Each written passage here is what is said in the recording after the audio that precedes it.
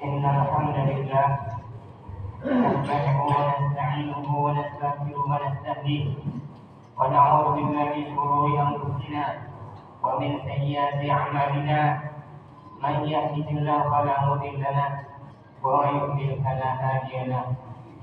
الحمد لله الذي خلق الإنسان من نطفة أمشاج يبتليه وجعله سميعا بصيرا وهداه السبيل إما شاكرا وإما كفورا. أشهد أن لا إله إلا الله وحده لا شريك له وأشهد أن محمدا عبده ورسوله لا نبي بعده.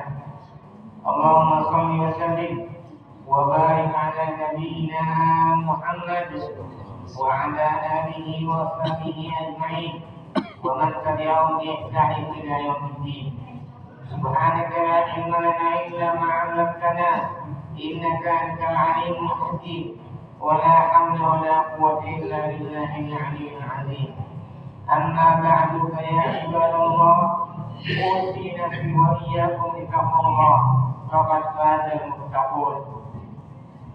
قال الله تعالى في كتابه الكريم: أعوذ بالله من الشيطان الرجيم. بسم الله الرحمن الرحيم.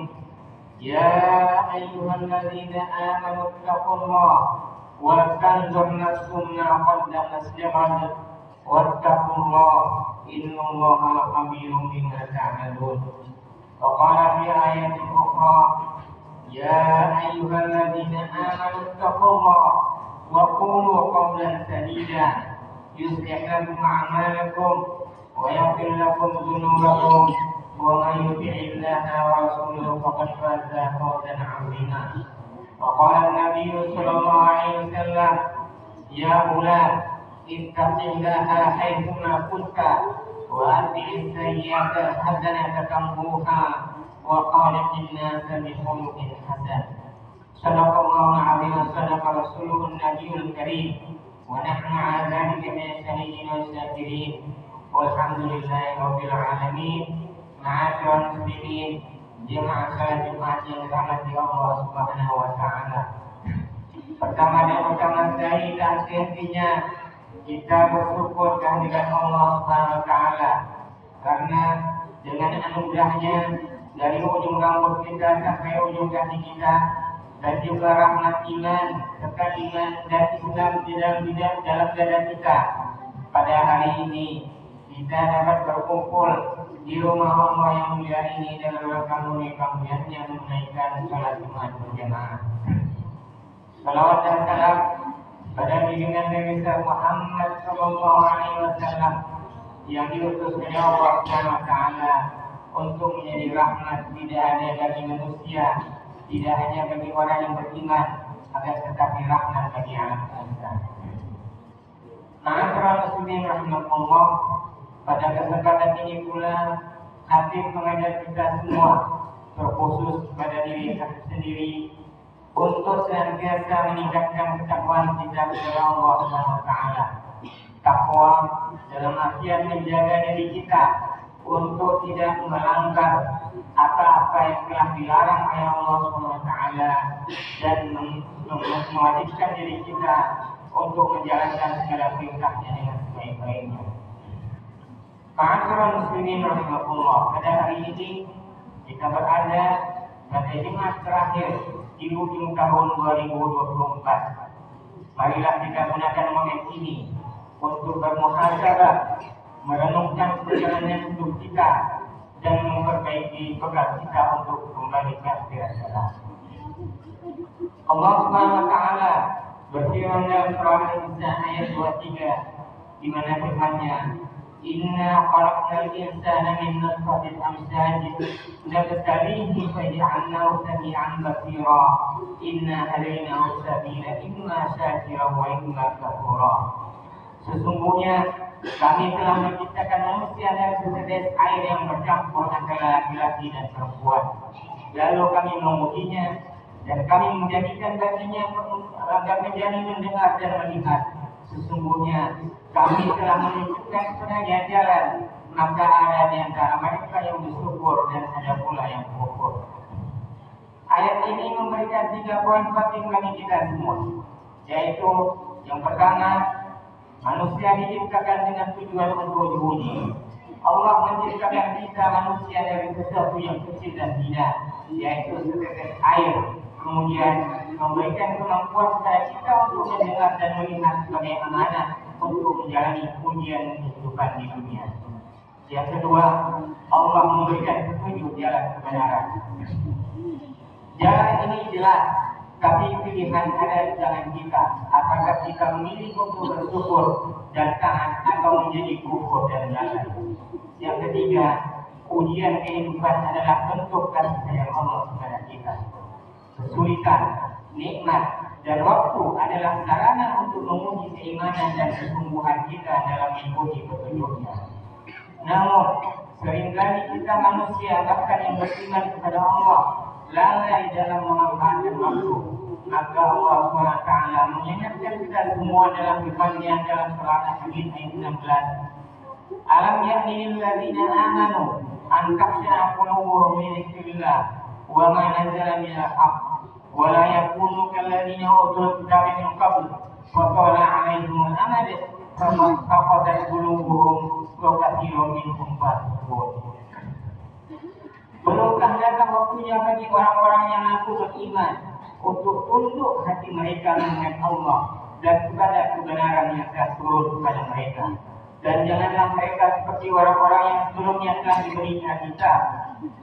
Kemudian berlalulah masa yang panjang atas mereka, lalu hati mereka menjadi keras dan banyak di antara mereka adalah orang-orang yang fasik.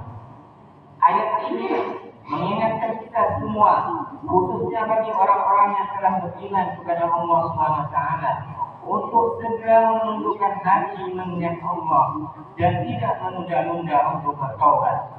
Hati yang tidak tunduk kepada Allah, maka sesungguhnya hati itu akan menjadi keras sehingga sulit untuk menerima kebenaran.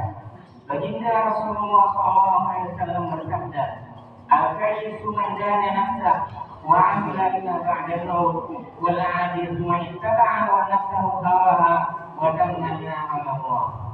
Orang yang cerdas adalah orang yang mempersiapkan dirinya untuk kehidupan setelah kematian.